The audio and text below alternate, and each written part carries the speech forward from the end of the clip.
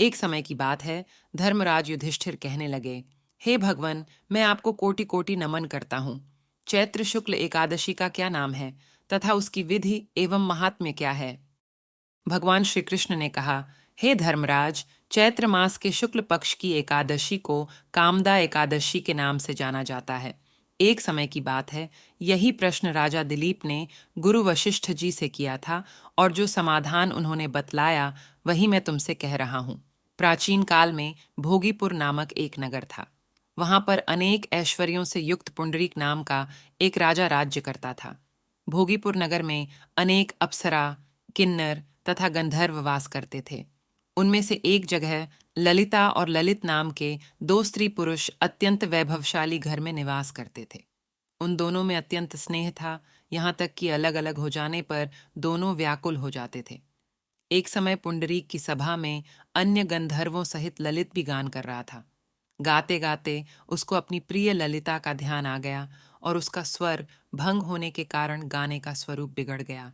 ललित के मन के भाव जानकर कारकोट नामक नाग ने पद भंग होने का कारण राजा से कह दिया। तब पुंडरीक ने क्रोधपूर्वक कहा कि तू मेरे सामने गाता हुआ अपनी स्त्री का स्मरण कर रहा है। अत तू नरभक्षी दैत्य बनकर अपने कर्म का फल भोग। पुंडरीक के श्राप से ललित उसी क्षण महाकाय विशाल राक्षस हो गया। उसका मुख अत्यंत भयंकर, नेत्र सूर्य चंद्रमा की तरह प्रदीप्त तथा मुख से अग्नि निकलने लगी। उसकी नाक पर्वत की कंदरा के समान विशाल हो गई और गर्दन पर्वत के समान लगने लगी।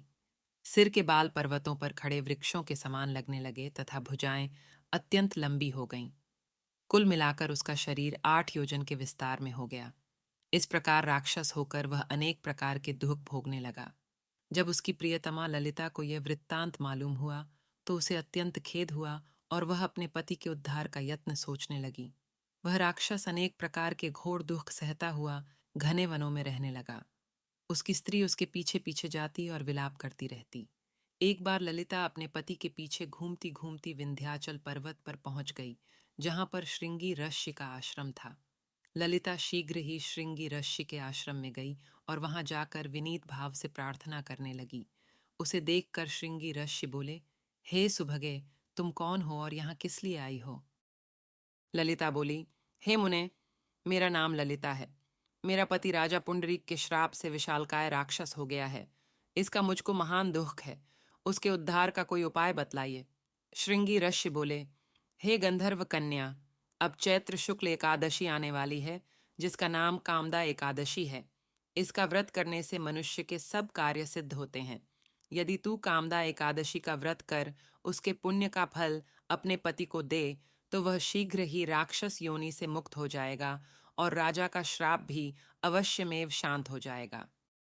मुनि के ऐसे वचन सुनकर ललिता ने चैत्र शुक्ल एकादशी आने पर उसका व्रत किया और द्वादशी को ब्राह्मणों के सामने अपने व्रत का फल अपने पति को देती हुई भगवान से इस प्रकार प्रार्थना करने लगी, हे प्रभो, मैंने जो यह व्रत किया है इसका फल मेरे पतिदेव को प्राप्त हो जाए, जिससे वह राक्षस योनि से मुक्त हो जाए।